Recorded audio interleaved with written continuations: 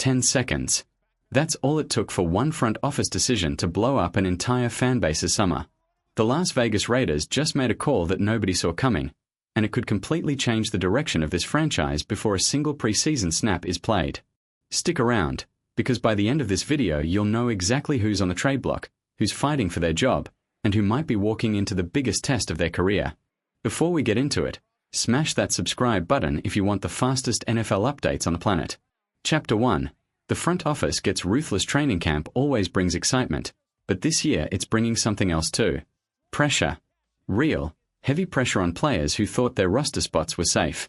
The Raiders' general manager is building this team his way, and is not letting emotion get in the way of business. First up is right guard Jackson Powers Johnson. He's heading into year 3, and on paper, he's the guy. The starting job is his to lose. He's got serious power in the run game and looked like a building block up front. But here's the twist. There's a young guy pushing hard behind him. That guy is Caleb Rogers, a former third-round pick who put in serious work this offseason. He's not just a backup anymore. He's a legitimate threat to take the starting spot. And if Rogers keeps balling out in camp, Powers Johnson suddenly becomes one of the most attractive trade chips in the league for any team whose offensive line is falling apart. But that's just the beginning. Wait until you hear who else could be gone before the season even starts. Chapter 2. The backup quarterback nobody's talking about. Aiden O'Connell isn't winning the starting job in Las Vegas. Let's just be honest about that. Not unless something goes seriously wrong with Kirk Cousins or the other quarterback on the roster. But that doesn't mean he's not valuable. This guy started 17 games in his career and threw for nearly 4,000 yards, with 20 touchdowns and only 11 interceptions. In today's NFL, a backup quarterback with real starting experience and clean numbers like that is basically a hidden treasure. Teams that are desperate for insurance at the most important position on the field are watching every single throw he makes in camp. Keeping him buried as a third-string arm doesn't make sense for the Raiders. It makes way more sense to flip him for value while other teams are panicking about their quarterback depth. Chapter 3. The tight end trade nobody wants to admit makes sense. Now here's one that's going to make fans furious. Michael Mayer. On the surface, trading him sounds insane, especially with the kind of chemistry he's built with Brock Bowers, arguably the best tight end in football right now.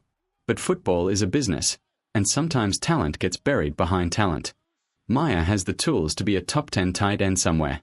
But in this offense, with the game plan clearly built around Bowers, Mayer's ceiling might never get touched. If another team gets hit with injuries at tight end and comes calling with a strong draft pick offer, don't be shocked if the Raiders pull the trigger to speed up their rebuild. And if you think that's a shakeup, you haven't heard the big one yet. This next trade rumor could send shockwaves through the entire AFC West. Chapter 4. The captain on the trade block. The Los Angeles Rams just made a massive move, signing Myles Garrett and instantly making the NFC West one of the most terrifying divisions in football. Offensive lines across the conference are already dreading facing him twice a year. So now, the Seattle Seahawks need an answer. And their dream target is Raiders superstar edge rusher Max Crosby. Let's be real for a second. Who's the one player you absolutely cannot afford to lose off this roster? For Raiders fans, that name is Max Crosby, all day long. He's got leadership, grit, and the kind of pass rush that changes entire games by himself. Here's where it gets interesting.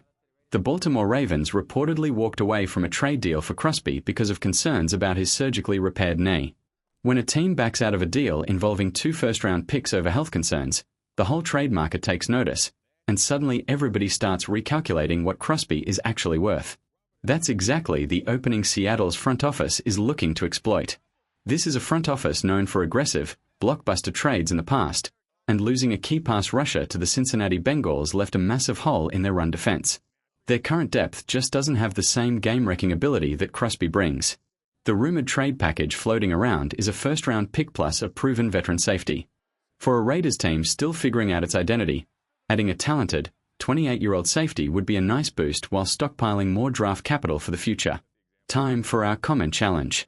If the Raiders actually trade Max Crosby to a division rival, who's more to blame, the front office for cashing in, or the front office for even letting it get this far?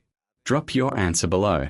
There's already reported ties between the coaching staffs on both sides, which makes these trade conversations even easier to believe.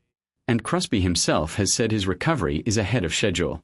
If he comes out in camp and looks like his dominant self, his trade value only goes up, and Seattle's window to get a discount closes fast. But until that happens, the risk of losing their defensive captain is very real. And if it happens, it puts an enormous amount of pressure on the secondary, especially on one second-year player who's about to face the biggest test of his young career. Chapter 5. The defender under the microscope Darian Porter is feeling that pressure right now. The Raiders spent almost their entire last draft class building up the offense, using pick after pick on offensive playmakers. Porter was the one exception, a third-round pick out of Iowa State. His path to football was unusual. He actually started his college career as a wide receiver before switching to defense. In his final year of college, he allowed only 5 catches on 17 targets thrown his way, an absurdly low number, and picked off 3 passes. Standing tall with a massive wingspan, he immediately drew comparisons to a certain Hall of Fame caliber cornerback for his instincts in zone coverage. As a rookie, once he earned the starting job, he held his own, allowing only 19 catches on 31 targets and shutting down some talented receivers along the way. But there was also a rough outing against the Houston Texans that the coaching staff hasn't forgotten, a reminder that mental mistakes still creep into his game. Now camp is here, and the competition is real. A hard-charging rookie is already splitting first-team representatives with him, and another young defensive back is knocking on the door too. The coaching staff has made the message clear. Nobody's job is guaranteed. The new defensive scheme demands aggression and a killer mentality on every snap. Porter has the talent. Nobody's arguing that. But talent alone doesn't win a starting job in this league. If he can't lock things down early and consistently, he could find himself watching from the sideline while the rookies take over. So here's the real question heading into this season. Which of these situations worries you the most as a fan? Trading away offensive weapons to stockpile picks, losing your best defensive player to a division rival, or watching a promising young cornerback get pushed out by rookies before he even gets his shot? Let us know your take in the comments, and we'll be back soon with the next update as this story develops.